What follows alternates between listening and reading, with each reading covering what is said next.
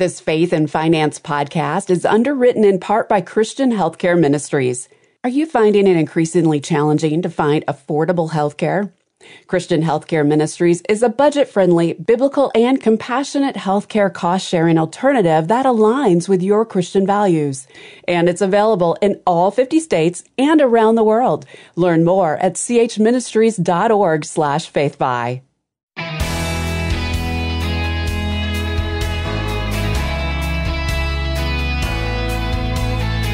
A recent survey shows that most parents think they should teach their kids financial literacy.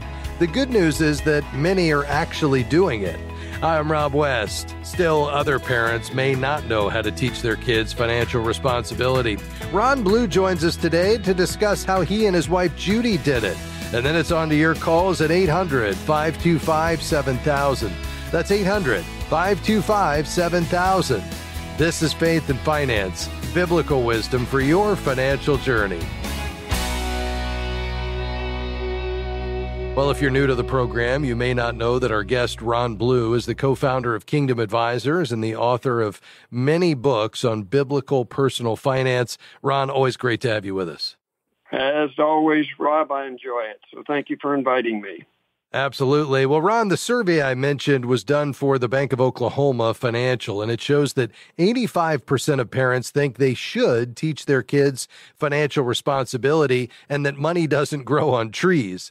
About the same percentage said kids should be learning this in school, but about a third said that isn't happening. So it's encouraging that 65% said they're actively teaching money management to their kids, but you haven't always observed this, have you?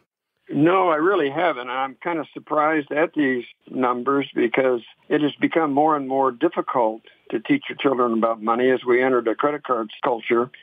You know, I was asked one time by a father, he said, how do you teach your kids to manage money? And my response was, well, more's caught than taught. Yeah. And you learn to manage money by managing money. Yes. So I think that parents have good intention, but they may not have the process and maybe the encouragement to do it in such a way that you can teach kids that money doesn't grow on trees. But it is the parents' responsibility, really, first of all. No doubt. Ron, let's talk about two big phases of raising children to be future adults in this area of financial management. How did you and Judy do it with elementary kids, earning, saving, and giving? And then how did you do it as high schoolers? Well, we were fortunate from this standpoint in that our kids grew up at a time when cash was used. Yeah. So we taught our kids the youngest beginning at age 8, through an envelope system where they would have an envelope for giving, an envelope for saving, an envelope for spending, and an envelope for giving, within the family, gifts and so forth, and an envelope for clothes. Mm. So we were able to do that. And then when they entered high school, we began to let them experience credit cards to some extent, and began teaching about credit cards and how to use credit cards responsibly. And I remember when our oldest went to college, it was the first time I had seen credit card companies on a campus, selling the credit cards. Because when I went to school, if you had a credit card, you were in trouble. Yes. But you have to teach them early, one, that there's a limited supply of money. And secondly, when they get into high school, you've got to teach them how to manage life now in a digital society. Mm. So, like the app that you've got could be used to teach children how to budget. Yeah. And how to plan a bit. Most parents that I've talked to use a debit card. Mm. And they may have, more than one debit card for certain types of expenses, and the parents put the money in the account each month, a certain amount. And that's probably the way to teach them about credit is the use of debit cards because they're paid, as they're used. Mm. So that would be my thoughts right now if I were talking to a parent that I know my kids are using with their kids or our grandkids debit cards for the most part to manage money and having a savings account. Yeah, very good. Well, just to summarize, that was great counsel. More is caught than taught. Use the envelope system when they're young. Give, save, spend, plus clothes and gifts for family. And then beyond that, get them involved with a debit card and building their own budget, perhaps using the FaithFi app, which you can download at faithfi.com. Ron, always practical, always rooted in biblical truth. Thanks for sharing with us today. You bet. Enjoyed it. Thank you, Rob. All right. That's Ron Blue, author and teacher and co-founder of Kingdom Advisors. Back with your questions after this. 800-525-7000. And if you prefer not to call, keep in mind, you can always send us an email at askrob@faithfi.com. I'm Rob West, and this is Faith and Finance, biblical wisdom for your financial decisions. We'll be right back after this break.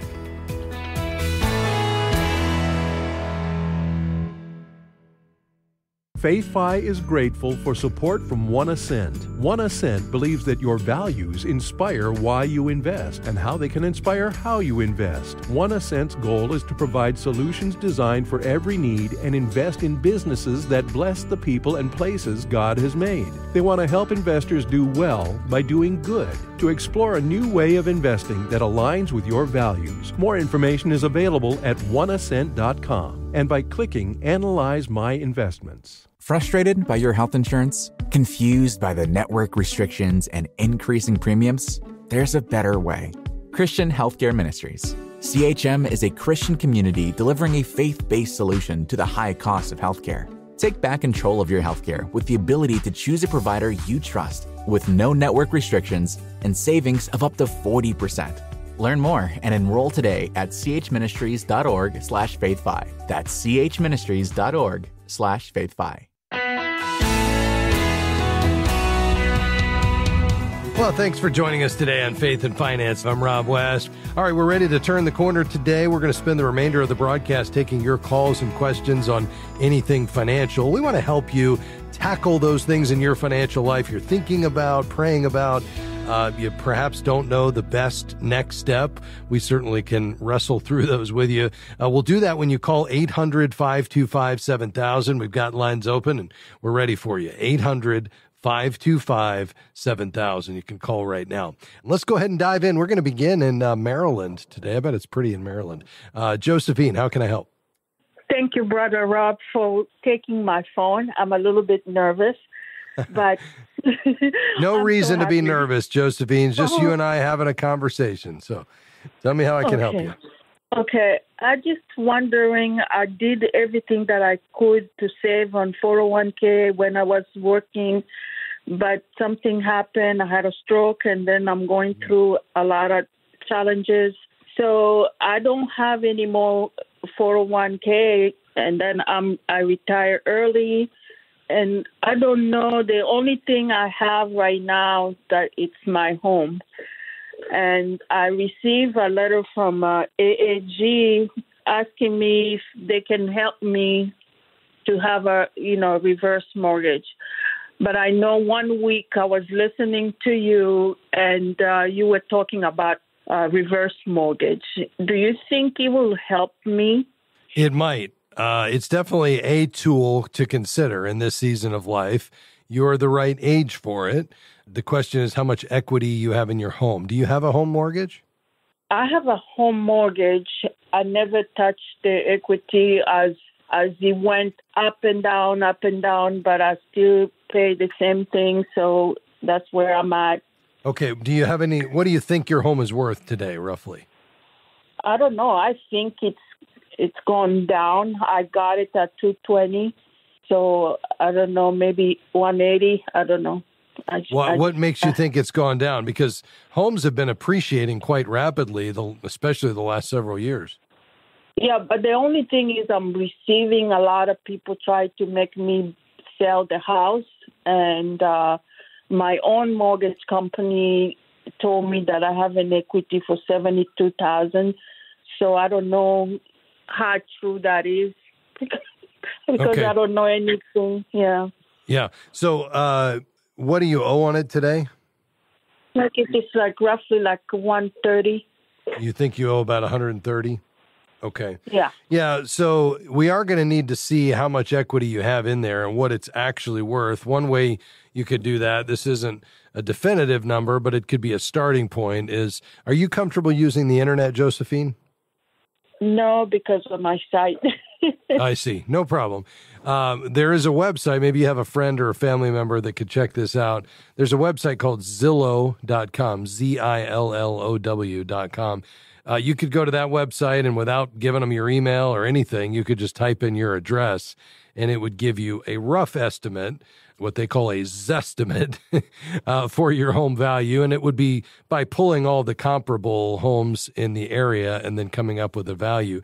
The key is, one kind of standard rule of thumb is that you need 50% equity in your home to qualify for a reverse mortgage. And so that would mean that if your mortgage today, you think you owe $130,000, you're going to need your home to be worth at least $260,000 to qualify for a reverse mortgage. Now, you do sound like someone who's a good candidate for it, because typically what we see is, in this season of life, if folks are ill prepared for retirement because they had a major medical event and had to deplete their retirement savings like you did, or they just started late, or, just because of lifestyle creep, they were not able to prioritize saving. And now they're in this season of life. They're living off of Social Security. They barely have enough to cover their bills, certainly not any extra, but they're sitting on a large amount of home equity. I do like a reverse mortgage as a possible planning tool, because unless you're going to sell it and downsize, and that has its challenges, if you're planning to stay in this home for the foreseeable future, a reverse mortgage will convert that equity to either a line of credit, but more importantly for somebody like you, to a monthly income stream. And they would determine how much based on the equity in your home and your age, which would give them your life expectancy. And then they would give you a set amount for the rest of your life every month. And that could be the difference between you barely getting by and having enough to pay your bills with even a little left over. And the nice part about a reverse mortgage is, if it's what's called a HECM, a home equity conversion mortgage, which is a kind of reverse mortgage, then the Federal Housing Administration is going to guarantee the loan, meaning if for some reason you lived to 150 and they paid you out more than your home was worth, and it's yours when you sold the home or when you passed away, if you owed more than the home can be sold for, the U.S. government would step in and make up the difference. You're not personally, or your estate would not be liable for it. So that's a nice thing. It's what they call non-recourse debt. Normally, when you borrow something, if the collateral doesn't satisfy it, they come after you personally. That's not the case with a reverse mortgage. But if you don't have 50% equity, you may not qualify at all. So what I would do, Josephine, is normally I'd send you to our friends at Movement Mortgage online at movement.com/faith. But because you don't use the internet, our team will get your information, and I'll have somebody to get in touch with you to do a little deeper dive and help you determine whether or not you qualify for a reverse mortgage. Okay? Oh, thank you. Thank you so much. You're welcome. Thank you. I really appreciate your call. Listen, you were nervous, but you did great. So thank you for being on. Please call me back anytime, and you stay on the line. We'll get your information and get somebody in touch with you, okay? Thank you. May God bless you for whatever you're doing right now. Well, thank you. Thank you very much. May the Lord bless you as well. Let's go to Lakeland. Hi, Phil. Go ahead. Yes, sir. I was just curious your thoughts on Fisher Investments, and if 1.25% is, too much. Yeah. For what amount of money? What would be the assets under management? About 1.4. Okay. It may be slightly high for 1.4 million. It's certainly not, out of bounds. I would say anything, 1.25 down to maybe 80 basis points would be appropriate. I would say if you get up to 1.5%, that would be too high on nearly $1.5 million. As to Fisher, I wouldn't be able to comment on that one directly. I don't have any working knowledge of the organization. I knew they do a lot of marketing. They're very heavy in marketing, both online online and on TV. I would just say it'd probably be worth considering somebody who shares your values. We recommend the Certified Kingdom Advisor designation. So perhaps alongside the organization you're looking at, you could interview a couple of CKAs there in Lakeland. You just go to our website, faithfi.com, and click Find a Professional. But as to the fee, 1.25% is probably at the higher end of the range, but certainly in the normal and customary zone. All right. Well, thank you. And tell me one more time that website. Yeah, it's faithfi.com, faithfi.com. And then right there at the top of the page, it'll say Find a Professional. And then if you go through the questions there, you'll get a list of Certified Kingdom Advisors there in Lakeland. All right. Thank you very much. All right. Thanks, Phil. By the way, CKAs have met high standards in character and competence, met regulatory requirements, pastor and client references. They've met an experience requirement, and they've been trained to bring a biblical worldview of financial decision-making. It's the only financial services industry designation focused on biblically wise financial advice. Again, you can check it out, faithfi.com. Just click Find a Professional. Hey, folks, we still got a lot more to go. We're just getting started here. Call right now, 800-525-7000. We'll be right back.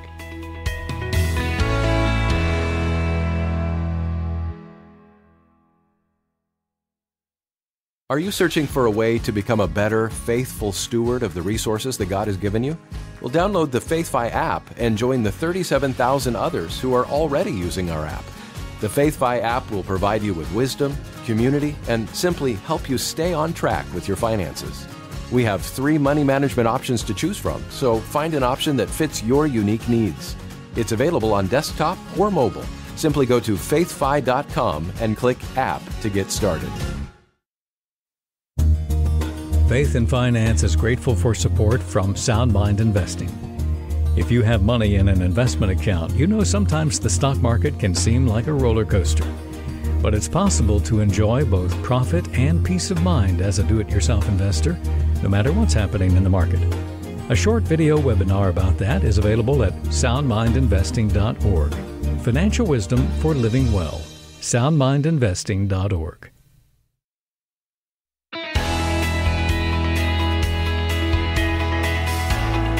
All right, we're going to round out the broadcast today with your questions, 800-525-7000. Let's go to Louisiana. Hi, Randy. Thanks for your patience, sir. Go ahead. My question is, I'm on permanent disability, and I'm eligible for Social Security, but I can't draw both at the same time. My Social Security is substantially higher than what my wife's would be. Can she draw mine? Yes. So she does not have enough benefits, or if she does, it's obviously quite a bit less. She would be able to get up to half of your benefit. And if I'm understanding correctly, half of your benefit would be more than her own work record benefit. Is that right? More than likely. Okay. Yeah. So that would be the question. And so she would need to be at least 62 years old to claim spousal benefits, unless she's caring for a child who's under the age of 16 or disabled, and then she could get it at any age. You have to be eligible for Social Security retirement benefits or disability benefits, even if you're not currently receiving them. And then your wife can get up to 50% of your full retirement benefit amount, but that would require that she waits until she reaches full retirement age. If she claims that her spousal benefit at an age less than full retirement, then she would receive a reduced benefit. But if she waits until her own full retirement age, then she would be able to get up to half of your benefit. Yeah, she's approaching full retirement now. That's why I'm trying to figure it out. Yeah. So sure. Thank you, sir. Absolutely. And what I would do, Randy, is reach out to Social Security or use their online tools, and you can get a personalized estimate based on your specific situation, your work record, and then her spousal benefit based on the fact that she'd be waiting till full retirement age, and she'd know exactly what she's going to be receiving. SSA.gov is the place to go. And if you can do it online, you'll save yourself from some hassle, just because it's a bit challenging to get through and actually get somebody on the phone, or even harder to get somebody in person. But hopefully that helps you, sir. Thanks for being on the program today. Ifedayo in Indiana, go right ahead. Hi, Rob. How are you? I'm very well, sir. Thank you for calling. Yeah, thank you for what you do. I listen to your program every day when I'm going from work to home every single day. Thank you for all you do. Absolutely. So, my question is, I was able to get a second mortgage. So after moving from the old house to a new one, and after about 2 months, I was able to sell the old house. So my problem now is I'm looking into, because of the interest rate is very high at this point. So I would like to refinance, but unfortunately I don't know, or nobody knows when the interest rate will be coming down. And at the same time, I don't know if I should wait to refinance or try to do a recast or put a lump sum amount of money down towards principal. So I don't know which of those three options that I can go for right now. So what are the advantages of those? And what do you think? Very good. Ifedayo, so you have 2 mortgages on the new property, is that right? No, I was able to sell the other one. So I only have 1 mortgage now. Okay. So you have 1 mortgage on the new property, and what is the value of that mortgage? What's the loan balance currently? The current right now is about, I think it's $645,000. $645,000. Is that the property value or the amount of the mortgage? The value is about $700,000. Okay. So you borrowed $650 roughly, and you think it's worth about $700. Yes. Okay. And how much do you have available that you could put down on it if you wanted to pay down the principal? I'm looking towards around $150,000. All right. You have $150,000 in savings from the sale of your other property. Is that right? Yes. Yes. Okay. And then do you have any other emergency savings separate from that, or would that be included in the $150,000? I have up to at least 7 months of emergency savings. Separate from the $150,000? Yes. Okay, very good. And what is the interest rate on the mortgage that you have? It's about 6.8. Okay. And do you have any other debt? Except for student loan, I don't have. Okay. How much do you owe on student loans? I would say approximately $50,000. $50,000. And what are the interest rates there? Yeah. Currently, about 6%. About 6. Okay. Yeah, I mean, I like you putting this money toward the house and paying it down. I wouldn't refinance right now. You actually couldn't do any better than you have. You may go up. Plus, you got the cost of the refinance, and this is a pretty sizable loan. So you're going to be paying those jumbo interest rates, which are higher than the regular conventional rates. And then you've got the fees on top of it, which could run you 3%, 4%, 5%. I mean, on $680,000, I mean, you could be talking $25,000 in fees. So I'd leave that mortgage right where it is. If it were me, I'd probably go ahead and pay off the student loans. Unless, do you think you have any forgiveness coming? Not that I know of. Okay. Well, if you wanted to wait and just kind of see how that shook out, you could. But anything you don't pay toward the student loans, I'd put toward the house. If that's what that money came from, if it was equity from your old home and you don't have any other debt other than the student loans, are you saving for retirement out of your paycheck? Yes. All right. So I would focus on getting that mortgage balance down by just putting that money toward the mortgage. It's a guaranteed 6.8% return, which you're not going to get anywhere else, equal to the interest rate you're eliminating by paying it down. And then when you can save 1.5% at a minimum, so we're talking of an interest rate of around 5 or less, that would probably be the time to refinance. Unless you wanted to wait and give it, you probably, I'm guessing, and this is all it is, you could get around that 5% rate in the next 24 months. Perhaps you could get down into the 4s, in the next 3 years. I think it's going to come down slowly, but somewhere in that 4 or 5% range is probably when you want to refinance, not until then. So in the meantime, I would put whatever you think you want to against the student loans that you're not going to get any forgiveness on, and then I'd put the rest toward the house. Oh, okay. So you think recasting for the house will be better than putting towards the principal? Yeah, when you say recasting, are you looking for them to adjust your monthly payment? Yes. Well, are you unable to afford the current payment? I'm able to. I don't have a problem. Okay. So I would just continue paying on it. I don't think you need a recast. I would just, because that'll involve them re-amortizing it. And so if you just leave it the way it is, continue paying your scheduled payment, but put, let's say, $100,000 on it because you want to pay off your student loans, that's just going to save you a bundle in interest. But avoiding the recast will allow you to pay it off even quicker versus trying to get that mortgage payment down. So if you can continue to afford it, I'd probably just stick with it and just pay the principal. Oh, okay. All right? Thank you. Appreciate it. Thank you. All right, Ifedayo, thank you for your call. God bless you, my friend. Folks, I hope today's been an encouragement to you. I'm so grateful you've been along with us. Thank you to my team today, Robert Youngblood, Devin Patrick, Jim Henry, and the rest of the team here at FaithFi. Have a great day and a wonderful weekend. See you on Monday. Bye-bye. Faith and Finance is provided by FaithFi and listeners like you.